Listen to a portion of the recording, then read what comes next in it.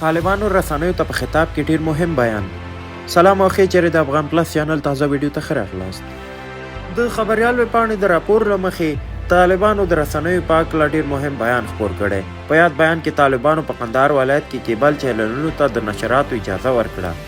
دوی صرف یادونه کړې ده چې هغه چینلونه باید نشرات ونه کړي چې د ټولنې په زیان وي او ډیر فاحشه نشرات کوي.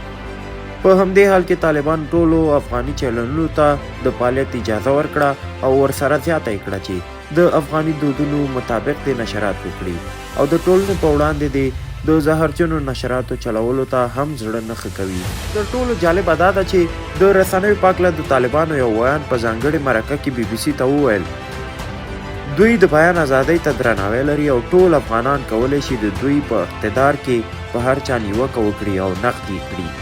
که څه هم اوس یوه اندازه ویره شتون لري چې طالبان به په رسنیو ځینو محدودیتونه وضع کړي، خو دغه ډله وایي چې د افغانستان د دودونو په رڼا کې د افغانستان د ملي ګټو او اسلامي ارزښتونو د مراعات کولو په صورت کې ټولو رسنیو ته د فعالیت اجازه ورکوي او په وړاندې به یې هیڅ ډول مزاحمت شتون ونه لري.